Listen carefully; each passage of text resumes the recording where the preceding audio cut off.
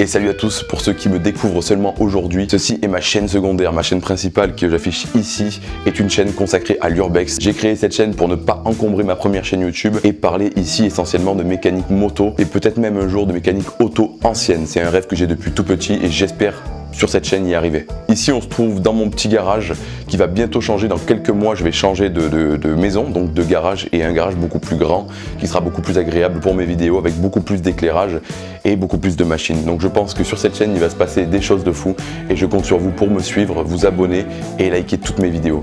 Vous êtes beaux. Sur cette petite présentation, je vous propose de reprendre la réparation de la YBR.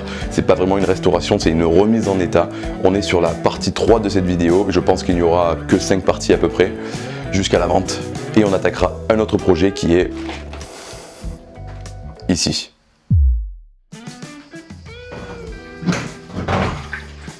L'avantage de cette moto, c'est qu'elle est munie d'une béquille centrale, ce qui va me sauver la vie là pour le coup. Vu que j'ai pas encore de pont, j'ai pas assez de place encore dans ce petit garage, mais à l'avenir j'aurai un pont. Ce que je vais faire, c'est que je vais appuyer la roue arrière par terre et je vais accrocher cette partie-là au pied de l'établi pour pouvoir relever la roue et pouvoir travailler tranquillement. Avant de lever la roue, ce que je vais faire, c'est que je vais venir desserrer la roue parce qu'une fois qu'elle sera en l'air, je pourrai pas forcer bien comme il faut pour pouvoir l'enlever.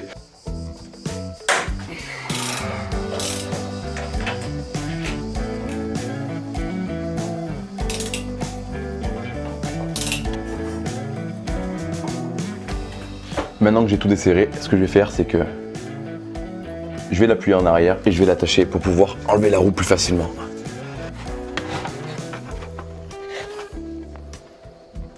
Voilà. Maintenant que la roue est décollée, je vais pouvoir enlever l'axe, hop, tout simplement, en le tirant de l'autre côté. Et voilà, tout simplement. Du côté gauche de la roue, vous aurez l'entraîneur de compteur qui est ici à l'image. Il faudra faire super attention au remontage, je vous expliquerai ça. Je vais en profiter pour le nettoyer vu qu'il est là, qu'il pend. Du côté de la roue, vous avez ici une entretoise à ne pas perdre. C'est pour ça que j'ai laissé l'axe sur la roue directement. Et ces petites pièces là, ces petites rondelles qui viennent bloquer le petit caoutchouc qu'on a vu tout à l'heure. En fait, ça vient tenir tout simplement ce petit caoutchouc qu'on vient remettre par-dessus comme ça.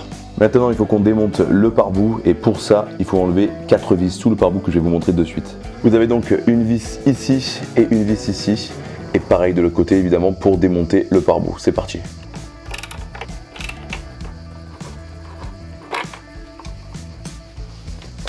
La platine de ce côté sert à tenir aussi le guide des durites de frein si vous voulez, pour éviter que ça vienne frotter sur la roue.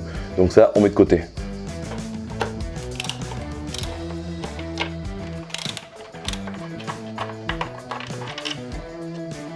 Maintenant qu'on a retiré les vis, on va pouvoir venir déplacer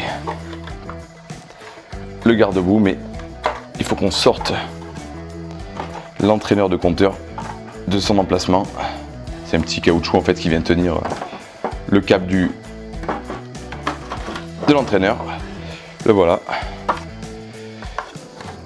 Je vais profiter en même temps pour nettoyer le pare-bout qui est dans un état pitoyable. Pour pouvoir accéder aux vis du T inférieur, il va falloir que je démonte cette petite plaque en plastique Yamaha. Et on a 2 petites vis à démonter derrière. Donc là j'ai une clé de 8 pour le démonter. Je sais pas où j'ai mis mon petit cliquet, ma petite boîte de cliquet. Donc je me démerde pour cette vidéo.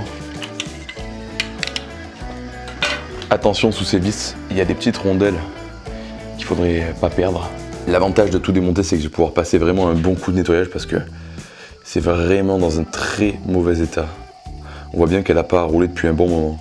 Pour desserrer celle-ci, il va falloir que j'utilise une clé de 14. J'espère que c'est pas trop serré.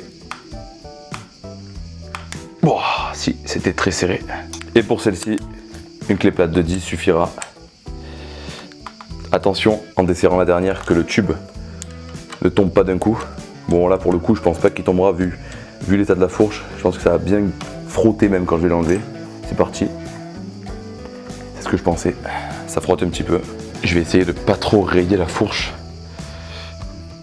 Elle est tellement bouffée par la rouille qu'elle galère à passer. Donc ce que je vais faire, c'est que je vais écarter un peu le tête de fourche inférieur avec un tournevis et un marteau pour faciliter la sortie du tube quoi. Donc là ce que je vais faire, c'est que je vais venir glisser un tournevis ici. Je sais pas si on le verra bien à l'image. Dans le but d'écarter un peu le dé de fourche et pouvoir sortir la fourche plus facilement. Ça marche pas pour l'instant. Je vais retirer la vis complètement, ce sera plus intelligent. Voilà. Vous voyez? Au moins j'évite de marquer trop la fourche. D'un coup c'est beaucoup plus facile là. Hop là. La première est dehors. Je sais déjà les quantités d'huile à mettre à l'intérieur, mais si jamais vous démontez une fourche pour faire des joints spi, utilisez celle qui n'a pas coulé pour la quantité d'huile. Si elle n'a pas coulé, qu'il n'y a pas de fuite d'huile, vous versez son huile dans un récipient histoire de savoir à peu près combien d'huile vous pouvez mettre dans les deux fourches. Moi pour le coup, je sais déjà, il va à 150 ml d'huile. Il conseille de la 10-40, mais moi je vais y mettre de la 15 parce que j'aime bien quand les fourches sont un peu plus raides, c'est plus agréable. Même chose de l'autre côté. Oh.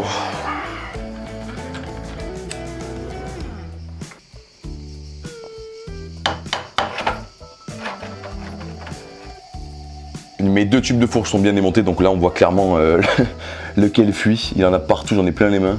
Il est dégueulasse. Normalement, pour faire des joints spi, il faut venir démonter la vis qui est dessous pour vidanger tout ça.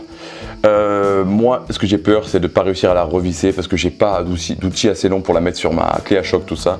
Donc je vais utiliser une autre technique qui est un peu plus chaouche, si on peut le dire, mais qui fonctionne très bien. Et je vais en profiter pour leur refaire une petite beauté parce que là, elles sont vraiment dégueulasses, quoi. C'est pas possible de vendre une moto dans cet état. Pour la remise en état des tubes de fourche, je vais utiliser ça, de la laine d'acier en 3-0 que je vais appliquer avant même de démonter le tube. Pour éviter de faire rentrer de la merde dans le fourreau, je préfère le faire avant, quitte à repasser un petit coup de nettoyage une fois que tout est remplacé. Allez, c'est parti. J'ai aucune idée de ce que ça va donner à l'image. J'ai pas de retour d'image. Je pense que je vais investir dans un moniteur pour voir ce que je fais en vidéo pour éviter de faire des bourdes et le regretter plus tard. Donc je vais utiliser ma laine d'acier. Vous allez voir je pense la différence directement. Regardez.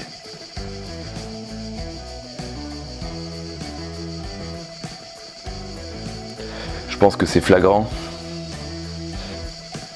même en vidéo, vous voyez directement le résultat. L'avantage de la laine d'acier comme ça, en 3-0, c'est que ça ne vient pas creuser l'acier, ça enlève seulement la merde qu'il y a dessus. Voilà, donc pour moi là, c'est parfait, je ne vais pas vous passer tout le tube en vidéo, mais je vais me nettoyer tout ça, toute la longueur du tube, et ensuite j'attaquerai le fourreau. Pour nettoyer cette partie, moi j'ai trouvé ça, j'ai pas de nettoyant frein, rien du tout, donc j'ai trouvé un dégraissant multi-usage et en plus il y a une moto dessus, donc ça veut dire que forcément ça marche. Je vais laisser agir un petit peu et ça devrait normalement m'aider à nettoyer toute cette graisse pourrie. Voilà, ça a dû agir un petit peu. Effectivement. Bon, là il y en a beaucoup.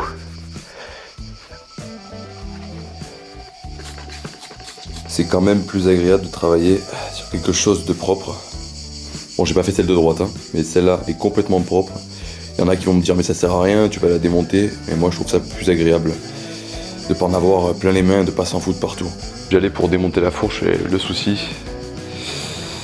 c'est que j'ai pas l'outil pour démonter le ressort de fourche, tout ça. Donc ce que je vais faire, c'est que je vais aller faire un tour au magasin pour essayer d'en trouver une en urgence. En attendant, j'ai pas pu m'empêcher de refaire venir les chromes de la moto et nettoyer toutes les parties que j'ai pu nettoyer, comme vous le voyez. Pour ça, j'ai utilisé évidemment, encore une fois, la laine d'acier, mais j'ai aussi utilisé plusieurs produits comme celui-là, HP34, je ne sais pas si je vais réussir à faire la mise au point. HP34, c'est un produit que je trouve sur les marchés de motos anciennes, sur les salons de moto, quoi. Je le trouve pas sur internet, je sais pas si ça se trouve, c'est un peu comme du Belgum alu en fait, hein, alu ou chrome.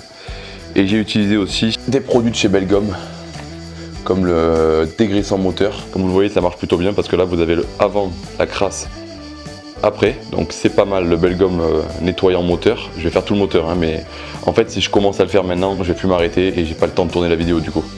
Et j'ai aussi utilisé un produit de chez Belgum, le rénovateur plastique pour faire revenir plusieurs parties comme les compteurs. Comme vous le voyez, ils ont repris un peu d'éclat, ils sont beaucoup plus noirs. J'ai mis les clignotants aussi dans le lot. Franchement, je suis pas déçu de ces produits là. Ils sont vraiment cool. Pour montrer l'efficacité du produit Belgum rénovateur plastique, là, regardez. Ça, c'est une pièce avant et après. Franchement, c'est efficace. On dirait vraiment que la pièce est neuve. Donc j'adore ce produit là. Si ça vous intéresse, je vous mettrai les liens des produits que j'utilise dans la description. Mais moi je suis emmerdé parce qu'il va falloir que je trouve cet outil avant ce soir. C'est parti.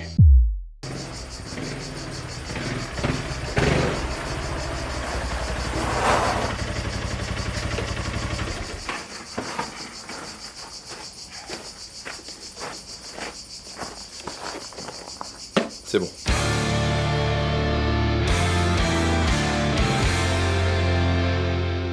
Voilà, maintenant que j'ai le bon outillage, on va pouvoir reprendre cette fourche. Malheureusement, j'ai pas pu trouver les outils la veille. Ça m'a vachement emmerdé parce que je déteste arrêter un travail en cours.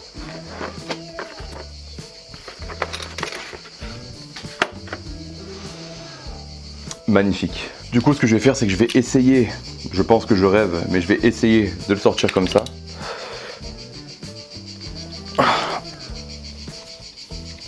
C'est bien ce que je pensais, j'ai rêvé. Il y a deux solutions. Soit je branche la péteuse, le pistolet à choc. Pour ceux qui se demandent, c'est du 14, hein, la taille. Pour les YBR 125. Il y a deux solutions. Soit je branche la péteuse pour aller plus vite, ou alors je vais vous montrer une technique au cas où si vous n'avez pas de péteuse. Vous pouvez tout simplement venir rebloquer le tube de fourche dans le T inférieur, pardon. Vous le serrez, histoire qu'il ne tourne pas quand vous allez desserrer la fourche. Et c'est parti. Et voilà. Par contre, ne l'enlevez pas sur la moto parce que ça risquerait de sauter avec le ressort à l'intérieur et venir abîmer quelque chose. Donc on redessert et on vient le retirer par terre.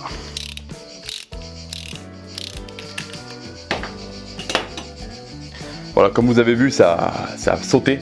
Pas très fort, mais ça a sauté quand même. Mais avant de retirer tout ça, je vais vous donner un petit conseil plutôt pratique. Avant de tout démonter, prévoyez de protéger l'établi en mettant des chiffons, de préférence usagés pour pas pourrir des chiffons neufs, quoi. En fait, on va venir y poser tout ce qui est ressort, bague, etc.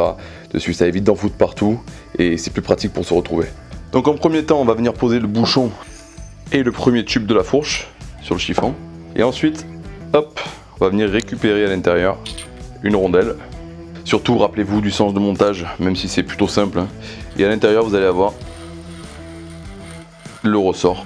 Attention aussi, il a un sens. Les spires serrées vers le haut et les spires moins serrées vers le bas. Une fois qu'on a tout retiré, c'est tout simple. On vient verser l'huile dans un récipient.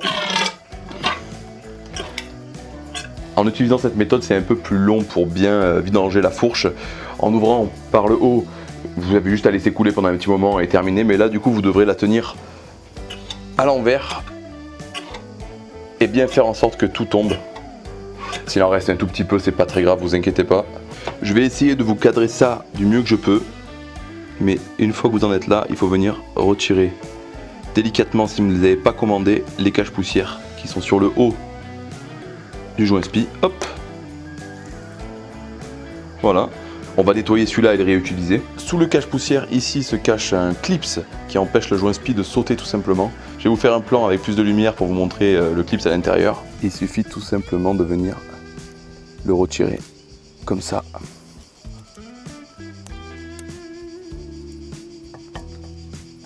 Et voilà. Je vais maintenant passer à la partie la plus compliquée à vous montrer. Je m'excuse d'avance pour le cadrage, j'ai pas de retour, donc je sais pas trop si vous allez voir ce que je fais. Mais en fait, ma technique, prendre un tournevis comme celui-ci, un petit tournevis plat qui passe entre le tube de fourche et le fourreau. Le but, ça va être de mettre le tournevis dans une rainure du joint spi et de venir l'enfoncer. Vous faites attention à pas frapper sur le tube de fourche.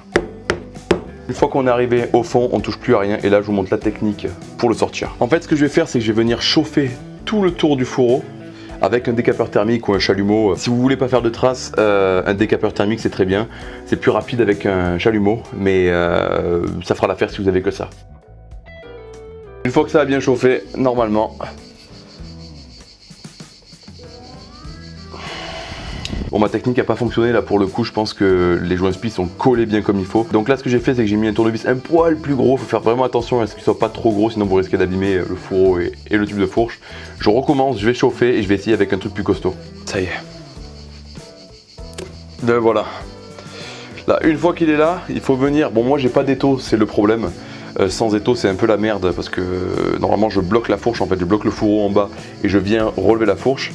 Mais là pour le coup je peux pas, donc ce que je vais faire c'est que je vais changer de plan. Donc je vais encore une fois essayer de vous montrer au mieux comment je fais sans étau. En fait je viens bloquer, je vais le bloquer avec mes jambes et faire tourner le tube en même temps que je remonte le joint spi. Attention parce que c'est encore chaud hein. Voilà, le joint spi est dehors et il est en très mauvais état. On se retrouve du coup avec notre joint spi tout pourri. Ce qu'on fait c'est que tout simplement on le retire. Maintenant que j'ai enlevé mon joint spi, ce que je vais faire c'est que je vais venir nettoyer l'intérieur pour que ça soit nickel pour poser le joint spi neuf. Pour nettoyer l'intérieur, normalement ce que je fais c'est que j'utilise du nettoyant frein. Bon ben j'en ai toujours pas acheté hein, évidemment, j'ai même pas pensé à en prendre au travail. Donc j'ai réutilisé le dégraissant moteur. C'est un produit nettoyant, ça ira très bien aussi. Et une fois que j'ai bien fait agir le produit, je vais venir mettre un coup de soufflette à l'intérieur.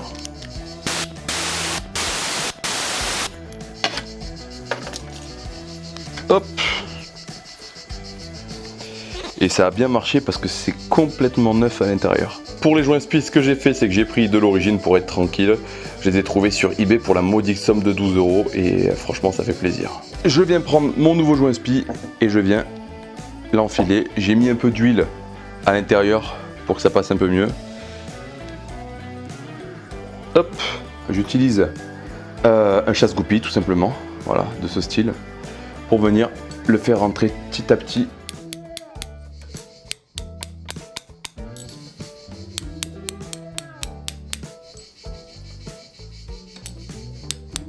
Je tape pas trop fort dessus pour éviter de l'abîmer. Et pour savoir quand est-ce que vous êtes bon, tout simplement, il faut venir voir ici, je pense qu'on le voit à la vidéo. On peut du coup venir remettre son clips. Bon, moi je l'ai nettoyé avec, je sais plus le nom, j'ai oublié là, c'est comme le côté vert d'une éponge, si vous voulez, j'ai frotté tout le long du clips pour enlever les aspérités. Et une fois qu'il est propre, on vient le remettre dans son logement. Hop. Et comme je suppose que vous devez voir, le clips est bien rentré partout dans son emplacement. Prochaine étape, on vient remettre le cache-poussière, pareil qu'on a nettoyé au préalable, tout simplement, comme ça. Et c'est nickel. Prochaine étape, c'est remettre l'huile dans la fourche avant de remonter tout ce qui va à l'intérieur. Et pour ça, j'utilise de l'huile Motorex en 15W. Ce qu'il vous faut du coup, c'est quelque chose pour doser. Bon là j'avais rien concernant la mécanique, du coup j'ai trouvé ça, des buvettes des arènes de Nîmes, voilà, c'est gradué, ça marchera très bien. Donc là il nous faut 150 ml d'huile à l'intérieur. Donc tout simplement on va venir mettre 150 ml d'huile. Oui, c'est très peu, on vient la verser dans le tube.